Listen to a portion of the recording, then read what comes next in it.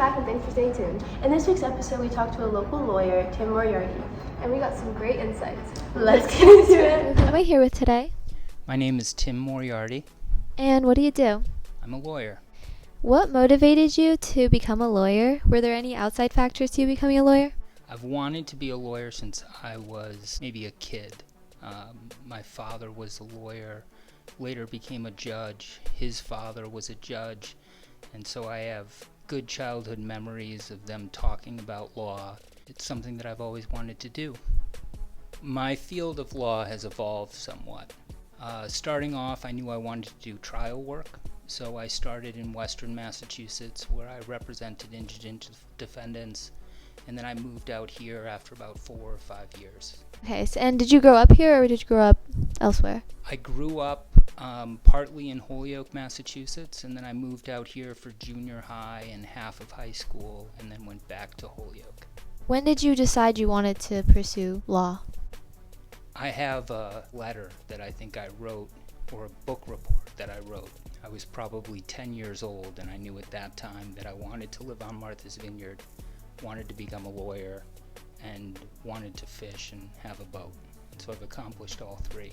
What college did you attend to reach your degree? I went to Boston College, and after Boston College I took 2 years off, and then after that I went to Suffolk Law School. It was a general liberal arts education. I took some pre-law courses there, but I think at that time I wasn't totally decided that I wanted to go to law school. Studied sociology, philosophy, English classes, and kind of a broad array of different topics. Boston College is right outside of Boston, so it's not quite in the city, but it's close enough that you can experience everything that Boston has to offer. They have great professors. It's a Jesuit institution, so you have a little bit of religion mixed in. It was a really attractive school for me to go to. I loved Boston as a kid, always wanted to live there, so that was a great opportunity to be in the city, but not really in the city. What were you thinking about that made you decide between yes or no? Well, there's the time and expense of law school, but I also worked on the side while I was in law school. So for me, there were not a lot of hurdles. It's something that I knew I always wanted to do. Do you work for yourself right now, or do you have a law firm that you work for? It's a firm, so I have two partners, George Brush and Caroline Flanders. George does a lot of property-related issues, and Caroline does a lot of transactional work, so buying and selling houses and things of that nature. And how did you get into that law firm? Like, what made you choose to get into that partnership? I was on my own in the Triangle. When I first moved out here, I opened up a little office in the Triangle. It's a small community, so you get to know other attorneys, and I got a call from George, and we met up, and I came in and worked for him for a little while, and it was a really good fit, and I also get along really well with Caroline. What are some key responsibilities and tasks that you have to handle as your role as a lawyer?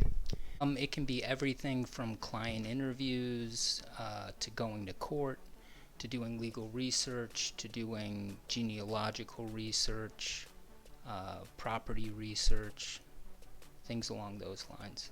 Do you have any stress when it comes to being a lawyer? And if so, like, how do you handle that stress? There's a little bit of stress that's associated with it, but I have a great family, so I spend time with family, get exercise. That's mostly it. And how do you manage the work-life balance and the handle of demands in your career while maintaining your personal life? Delicately. I try to leave work at the office, and then when I go home, I'm home with family, and when I'm here, I'm working on cases. What kind of clients do you typically work with, and how do you build and maintain relationships with them? All types of clients. Some that find themselves charged with crimes, and then others who have to work out some type of dispute, whether it be with a company or whether they operate a company and they get into a dispute with someone else, or sometimes disputes between neighbors. And I think the most important part of that is staying in touch and client communication. Do you have a significant case that stuck with you, and why? There are a lot of cases that have stuck with me.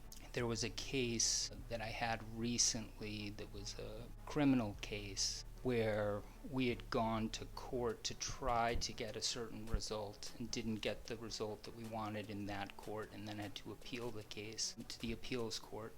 That's one that sticks with me. But there are many, and they're all very different in their own way.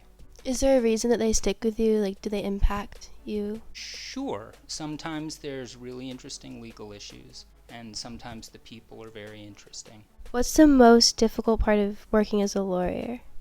It's really a joy working as a lawyer. Every case is different. Every client is different. They all have their own separate issues. It can be a lot of work, but provided you're willing to put in the time and do that work, you can get good results and do well for your client. Would you say like that difficult part would be the workload, but if you manage it good, like you can overcome it?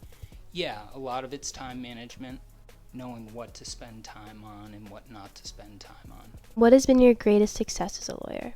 There have been a lot of successes, and sometimes you can make a really big difference for certain people. Sometimes it's a small difference, but it can be meaningful in different ways to each and every client. It can be very rewarding. Where do you see yourself in 5 years? Probably right here. What is the typical salary for lawyers? Well, that all depends on what type of law. The range of salaries are really pretty wide. So when you first get out of law school, or even still if you're doing work like for indigent defendants, people who can't afford a lawyer, typically you're being paid by the state. And they have organizations that are set up for that. And so that can be somewhat of a low salary for a lot of work and a lot of commitment, but that can be very rewarding as well. But I think that's one area where I'd like to see salaries increase for lawyers. Would you say work in the island as a lawyer gets paid more than like off island and other places? It can. A lot of that also depends on what type of law you're doing. Do you have any health benefits that come with the job, like medical insurance? Well, this is a private firm, so it can change. It's all kind of based on the partnership agreement. Do you have any advice for incoming law students or those who are inspired to pursue this career? I would say seek out those types of opportunities where you can learn on the ground. There are different internships and clinics where you can kind of see what different types of law there are and what you really like doing and pursue that. How does your usual day go? Well, that's one of the great things about being a lawyer is that every day is different. Sometimes it'll start just here in the office and I'll check emails and plan out what I have to do for the day. Other times it'll start at court, but in most cases you're kind of always looking forward to what that next step is and how you can prepare for that. And when do you usually finish work? It typically depends on my workload, so sometimes I'll stay here later, or if we were talking before about the work-life commitment. And so one of the things I do is I coach Little League in the spring, so I would leave early for that. Sometimes come in early, and sometimes stay late, especially if you have a trial coming up or a hearing that you want to prepare for. Okay, thank you so much. What? That was really inspiring. Yeah, I really learned a lot on how to stay on the island and make money. Thanks, Tim, for coming on to our podcast. And thanks you guys for watching. Stay tuned for the next one.